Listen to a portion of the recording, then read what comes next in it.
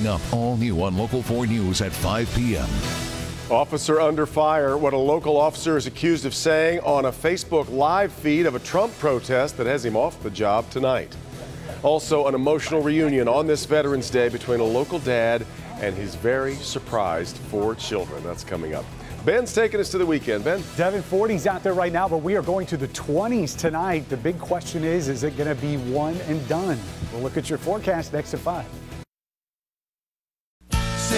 Live from downtown Detroit. Local 4 News at 5 starts now. Police in Lapeer County are investigating after they made a gruesome discovery, and they're calling this case suspicious. Finishing tonight in the 40s, but we are preparing for our coldest night of the season. We'll tell you where we go for the weekend coming up.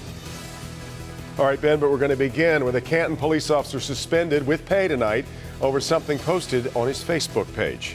Good to have you with us here at 5. Last night, as an anti-Trump protest was being streamed live on Facebook, a comment from the account of Canton officer John Klesch appeared. Well, you can see it right there at the bottom of the screen grab, a hateful term for so many. Let's get to Sean Lay, who helped uncover this story. Canton police didn't waste any time here, did they, Sean? Carmen, no, an immediate suspension for this officer, a suspension with pay for 3 words posted last night on Facebook, 3 words that could have a lasting impact on this department. As people poured into the streets for another night of anti-Trump protests, one protest in Baltimore was being streamed on Facebook Live. Of the thousands of comments, this one was added in all caps, quote, "Go home, monkeys." The person posting it under the name Kenneth John. In a photo, the person is wearing a police uniform with the name tag Klesch. Kenneth John Klesch is a police officer with the Canton Police Department. Director of Public Safety John Meyer seemed shaken that one of his own officers would allegedly post something so filled with hate. Department administration calling the officer in this morning, meeting with him, and then suspending him. An internal investigation into the post was immediately initiated, and the officer, a 1-year veteran of the department, was subsequently suspended pending the completion of an investigation. Canton top police officials got a call from Detroit police this morning about the post after police were made aware of the comment. Klesch first worked for Detroit police from 2013 to 2015, and he passed a psychological test when he was a recruit. Then Klesch left to join Canton in 2015. The officer did not come to the door when we went to ask him about the post this afternoon. Canton police saying they are handling the situation as quickly and as professionally as possible. This type of behavior is not representative of the beliefs and core values of this organization.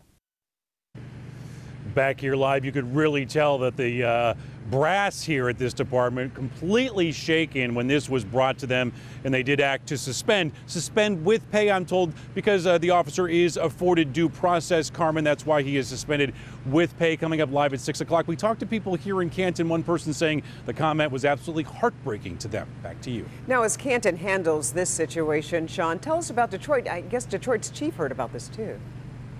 Yeah, Chief Craig, I am told, is livid about the comment tonight. Also livid that this officer continues to post pictures of himself in his former Detroit police uniform. I'm told both the chief in Detroit, this officer's former chief, and his current director here, both have concerns that other officers, fellow officers, could be in danger because of a comment like this. Yeah. All right, our Sean Lay reporting for us live.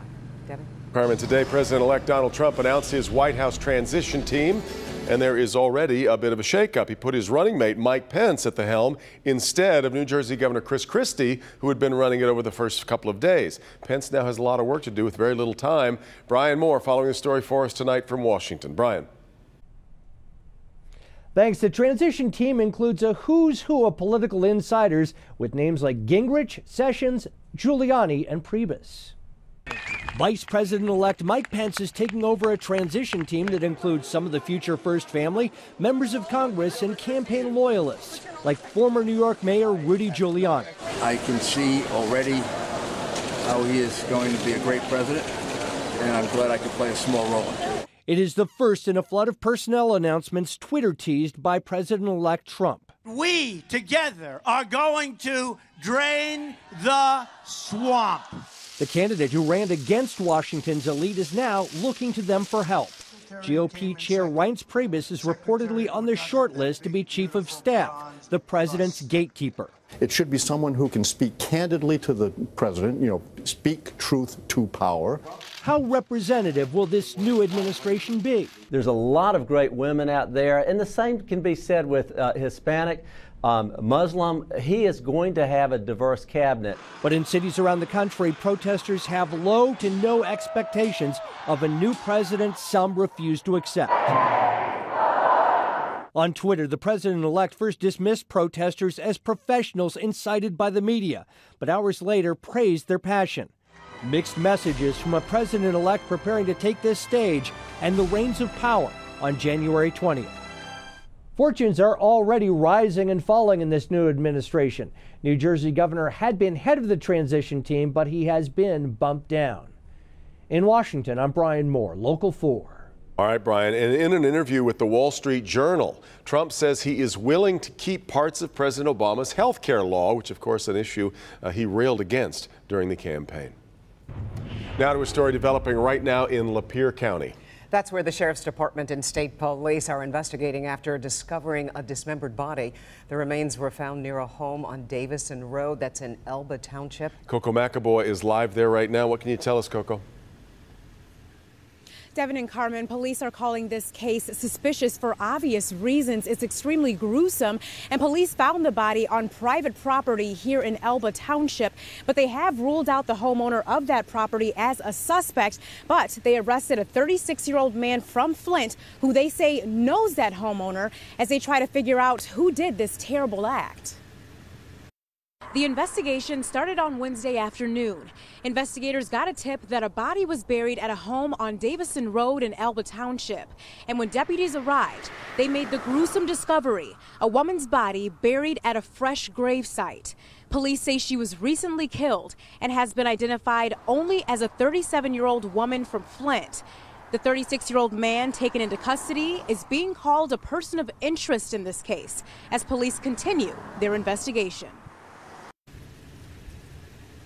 And the man that was taken into custody, he has not yet been formally charged, but will, of course, keep track of this investigation.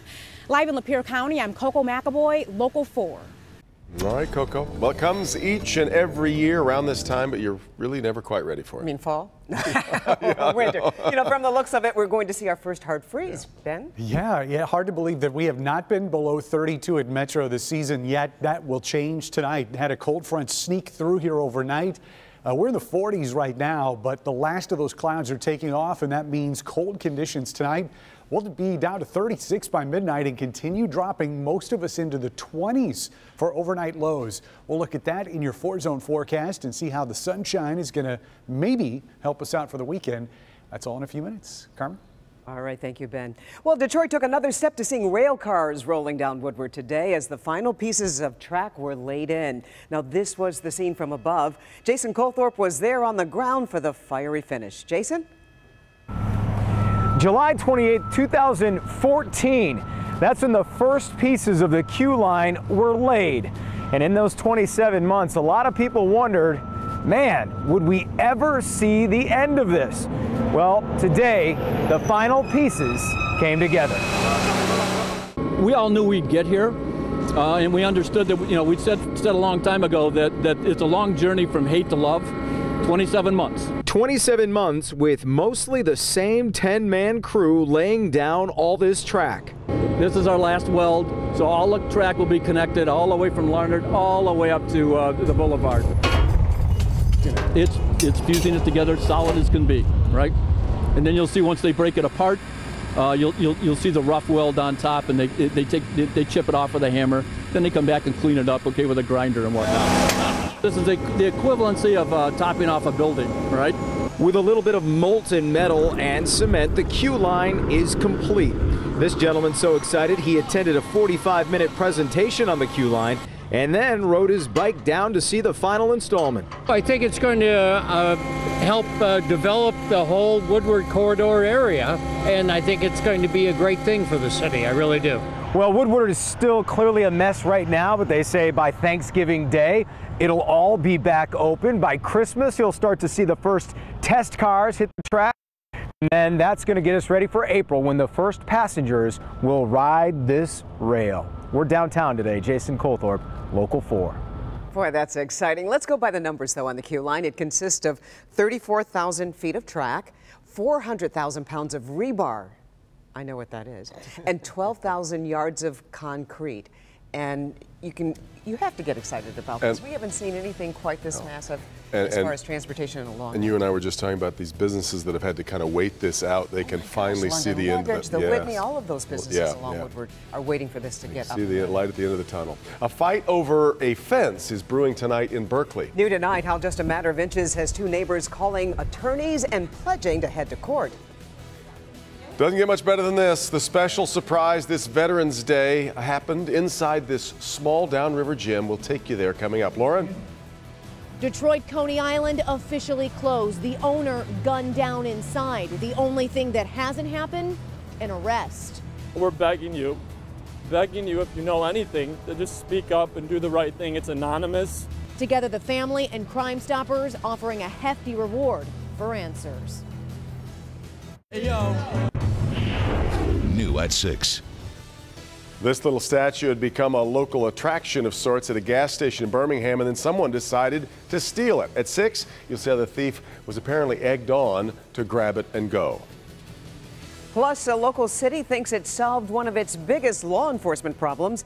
Coming up new at 6, how a little bit of talking and some generosity is helping potential officers earn their badges.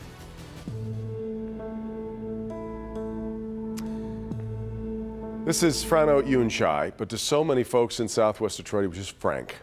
Well, he owned the Detroit Coney Island at the corner of Schaefer Highway and Ethel Street. But back in September, someone walked into the restaurant and shot him. Our Lauren Podell was there as his family came together to canvass the neighborhood in hopes of finally getting his killer behind bars.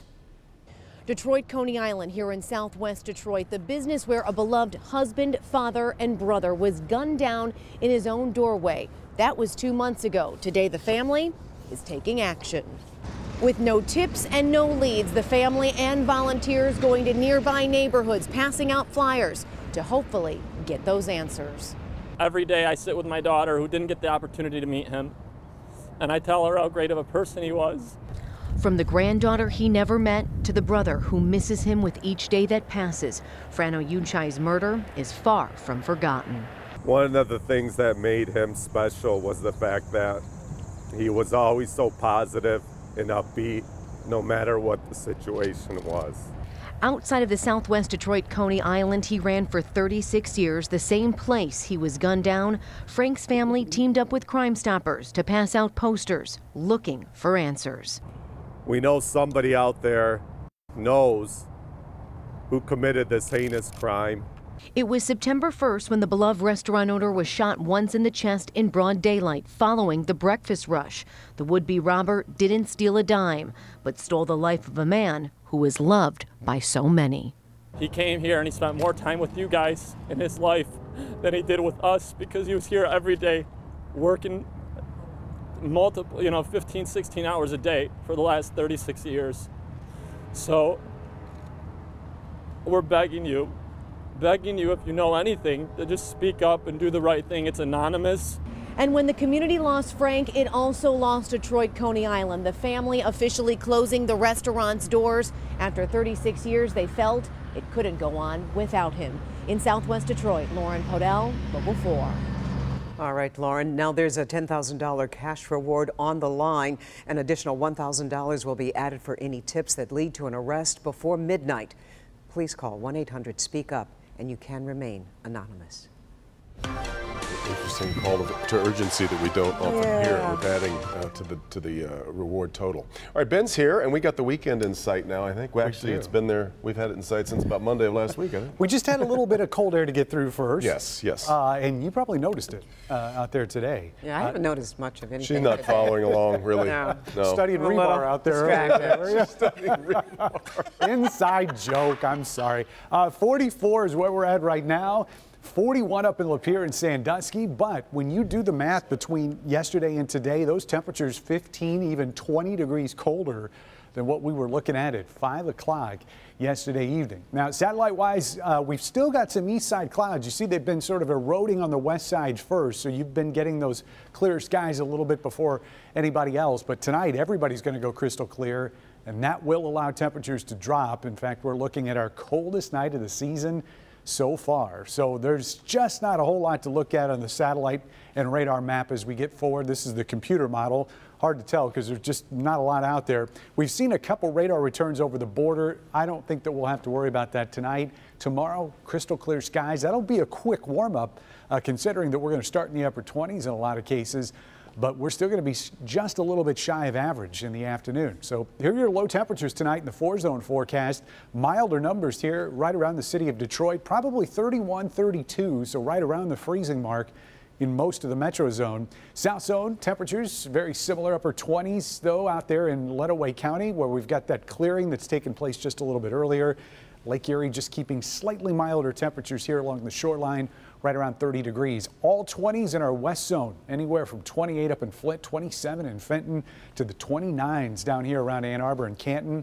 And if you're north of M59, our coolest numbers of the area, 28 up in Sandusky, 29 in Marlette. And again, the lakes may hold numbers just a little bit up here from Lexington down to Port Huron, but everybody's going to be shivering in the morning, no doubt about that. High temperatures in the afternoon going to 50 degrees, so quick warm up. Southwest winds, a little bit noticeable, should hit the 10 to 15 mile an hour mark in the afternoon at times. And then in your 7-day forecast, we will get warmer from there.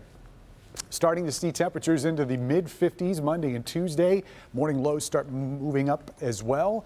And still not a drop of rain in that forecast. Friday night late, it looks like we may see a round of showers push in here, but dry conditions. And you're going to tell me you knew what rebar was. Come on, Ben. Yeah, I had a drink there once. Rebar. Very nice. We've been having a little fun with that since I discovered We had a lot of fun so much today. Of it. Are you aware that today is Carmen's last day at local? I heard a rumor. He came and said hello. He said goodbye to me in the green room. We were making up together. Been a parade. There's been a parade of that, and in fact, let's continue the parade with another person wanting to send off their best wishes to Carmen. Throughout my career, I've worked with the very best, but there is no one in this market who has ever understood the heart and soul of Detroit like you. Your caring nature and gravitas that has helped us through some of the worst of times, while your genuine and infectious laughter has celebrated the best of who we all are. Congratulations, Carmen, on a job magnificently done. Oh, that's very special. We used to compete against I was going to say, she tried competing with you. That didn't work out, so she came on over. And That's not a bad idea. Yeah, it's worked out pretty well. Loved it ever since. Thank you so much. More memories and thoughts coming up here over these next 90 minutes of news, and of course tonight at 11 as well. Could having prolonged knee pain end up hurting your brain? Ahead in good health, the new report showing I'm thinking of rebar. The new report showing people why those suffering from knee pain should see a doctor sooner rather than later.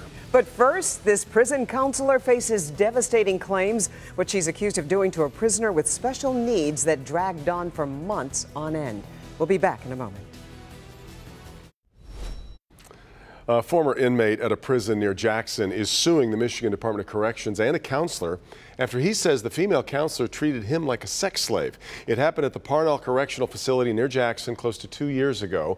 44-year-old Stephen Moorman claims Susan Klingerman raped him for close to 5 months in 2014. According to the suit, Klingerman was desperate to have a baby and gave birth to his child in April of 2015. She has since been fired from the corrections facility and thus far has not commented on the lawsuit. Today we honor the brave men and women who fought for our country. That's right. Today is Veterans Day. A soldier from Gibraltar is now home to celebrate the Veterans Day. Today he gave his 4 children the ultimate surprise. We have a special award for you today.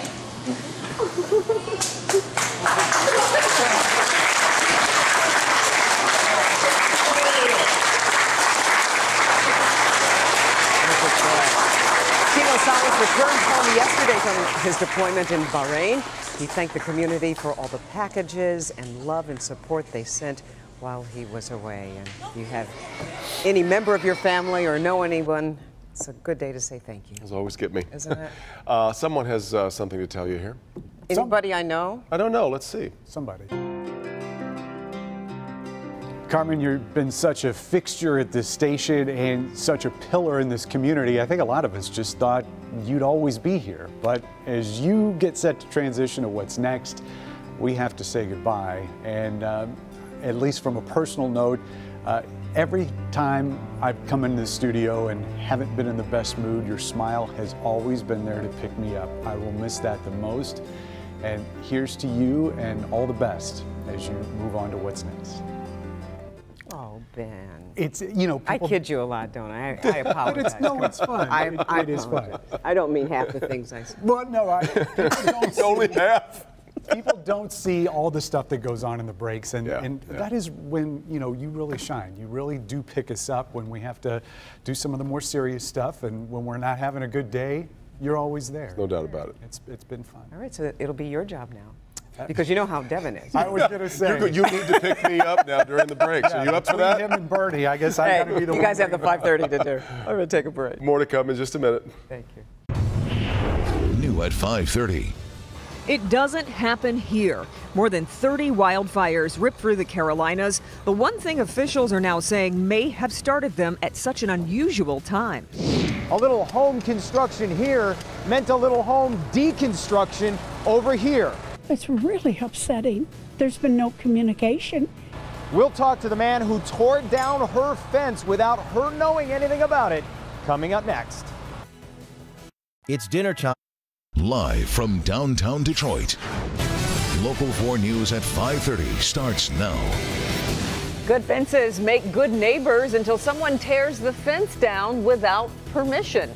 That story tops our news at 5:30. It's a fight in Berkeley happening today at the site of 2 new homes. Yeah, a woman was told the fence she built in 1970 was actually slightly on the next property, but not until it was already torn down. Jason Colthorpe there live and talked to everyone involved. Interesting turn of events after so many years, Jason. Let me walk you right through what you're looking at here, Devin. Up against that wooden fence right over here used to be a chain link fence. Now, surveys done by the builder of this home here show that that fence was on his property. So he tore it down, but he did so without telling the lady who lives here. We heard noise yesterday about 3:30, and we went outside, and the builder was taking down the fence. There was so much on my property, I had to cut it down. I mean, if you look at the fence, the thing got to be 40, 50 years old. 46 years old to be exact. Sue Thornby built it 6 years after moving in here on Oakshire, not realizing it was a few inches off her property. We worked it out with the people that were next door at the time. Decades later, those neighbors and their house are gone in favor of these 2 new homes. This is a matter of 8 inches to 12 inches. It's a rather large amount. Dave Glynn is the builder, and police say he has proper paperwork from the city. Glynn tells me he's just trying to give his customers what they paid for. May have failed to verbally tell her, but the stakes have been in place, and on numerous occasions the stakes have been moved. This is the 3rd time I've surveyed this side of the property. I'm mad, and I'm upset. There's my fence right there. The noise is just one reason neighbors have called police out to this construction site in the last 6 months. Today they were here to keep the peace because they consider this a civil, not criminal matter. Neighbors, though, are also skeptical about the timing of all of this. I absolutely think there's no coincidence that it's Veterans Day and she can do nothing. She can't go to City Hall and, you know, find her own things out. Now, to further complicate this matter is a law on the Michigan books called adverse possession. Now, how this has been explained to me by lawyers today is basically if you have a piece of property and it goes onto the neighboring property, whether it's a driveway or a fence, and you maintain that piece of property for a long period of time, 20 years or more, that slice of land becomes yours.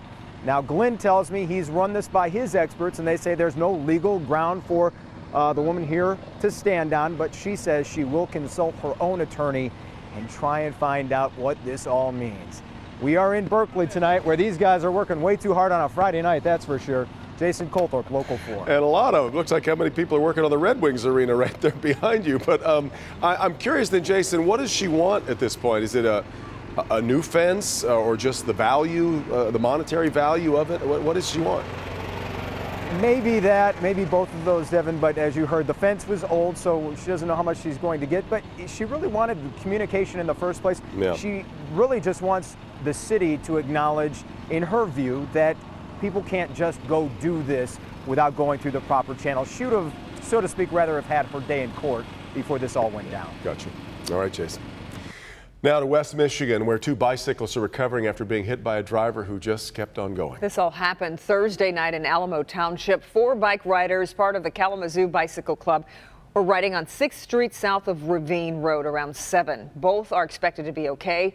Meanwhile, little description of the pickup, but police say it should have front-end damage on its passenger side. Several areas in the southeast are on high alert as wildfires are spreading from state to state. Ben has a look at the fires in North Carolina, where fire crews are having a tough time right now. Yeah, usually when we show you video like this, it's from California, Oregon, somewhere out west. This is in the southeast, not too far from where we saw all that rain not too long ago. You can see here the flames lighting up the night sky. At least 10 of these fires have covered more than 100 acres. Dry conditions and heavy winds fueling the fires across that southeastern region. Federal officials say there are more than 47 separate wildfires burning an estimated 80,000 acres in 8 states. Most of the activity seen in Kentucky, Tennessee, and Georgia, and of course the Tar Heel state. Not a lot of folks have experience with this in that part of the country. About it much. Yeah. Keep an eye on it. Okay, Ben.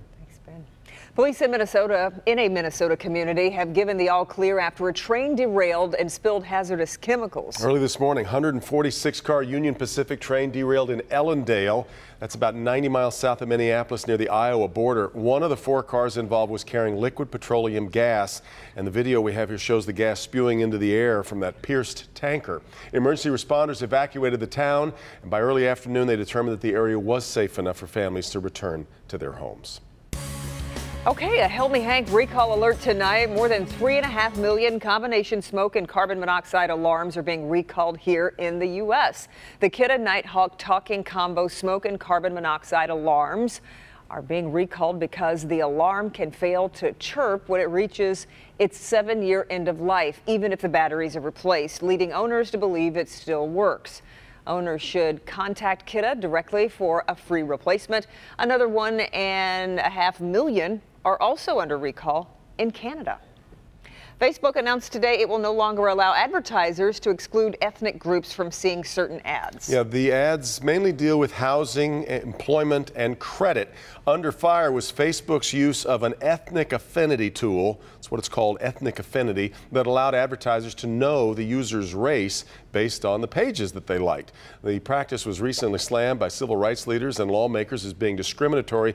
Facebook said it's taking the concern seriously and is going to drop the practice. I didn't even realize they did that. It was happening, right? Yeah. That's true of a lot of things on Facebook, right? It does that. In good health, what happens in your brain after you injure your knee? How about this? New research suggests the connection is far more complicated than previously thought, and the findings could change how patients approach rehab after an injury. It's been several years since Scott Monfort tore his ACL playing lacrosse, but he still thinks about the injury a lot. Even if it's, just playing like a rec football game or something like that, much more, I feel like, in tune or aware of how my knee is feeling. A new study from Ohio State finds after an ACL injury, our brains and our movements change. Like walking in the dark, you don't walk as fast, you don't move as confidently. Well, these individuals may, at a smaller sense, be doing the same thing, not moving as confidently. To understand why, researchers looked at brain activity in athletes who had and had not suffered a knee injury. We found that even a very simple knee movement that wasn't very complex at all, the brain changed immensely if you've had this anterior cruciate ligament ACL tear. After an injury, images show our brains rely on vision more than instinct when moving our knees. That can be distracting and may increase the risk of suffering another injury. To help prevent that, athletic trainers are using special glasses in rehab that have a strobe effect. The idea is to preoccupy a patient's eyes so they use their knees more instinctively. The human body is a very complicated system, and things are, I think, probably more integrated than we even know at this point. A lot of it's in your mind. Experts say by using strobe glasses in rehab, the brain may be able to be rewired so that patients once again learn to trust their knee movements without the fear of being injured. Devin. Wild. Well, today we, of course, all pause to remember our veterans. From President Obama laying a wreath at the Tomb of the Unknowns to events all across the country, and that included Eastern Michigan University, where the school offered a special tribute to a Vietnam war hero. And our Jermont Terry was there. There are many ways to honor a veteran on this day, but here at Eastern Michigan, they are truly making one Vietnam Vets Day by simply changing a sign. Lieutenant Colonel Charles Kettles received high honors when President Obama awarded him the Medal of Honor. So here's Duck Pho over here. The Vietnam War vet led helicopter flights right into enemy fire to help rescue 44 soldiers in 1967. Now, 49 years later, Kettles gets another honor. This one comes from his alma mater. Well, it is a particular honor because he has deep roots here at Eastern. You know, he graduated from here, he taught here for years, and really a crowning achievement of his career was the aviation management program. He loves everything aviation. The Military and Veterans Center will now be known as the Charles Kettles Center. The 86-year-old was not in attendance due to a recent knee surgery. Oh, I'm sure he's really looking forward to it, especially once I tell him what a beautiful plaque there is. His daughter explains her father is elated by this dedication on Veterans Day. This plaque will grace the walls of the center as a reminder of Kettles' dedication and service to our country and Eastern Michigan.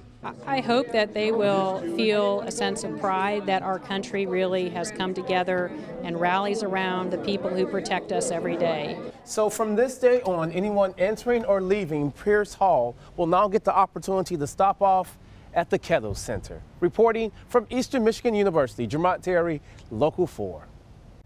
It's really great. It's too bad he couldn't be there, unfortunately, but I no doubt the honor is really appreciated. Absolutely, and thank you to him and all the other veterans exactly right. who served.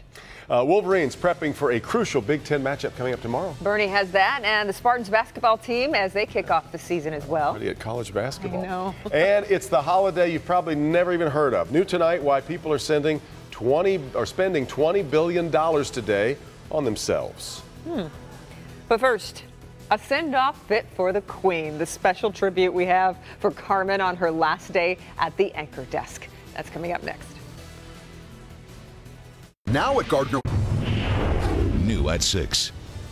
Paragon Support Systems is a fantastic downriver organization, and today they're making something special for the community. This has been the greatest support system because we have the best staff. We'll tell you where these bears are going and show you some of the amazing people from this organization on Local 4.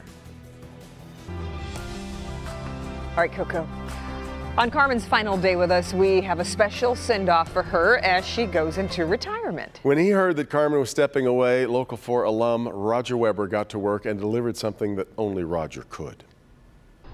Carmen launched her great career a long time ago. The People Mover didn't exist, and neither did the Joe.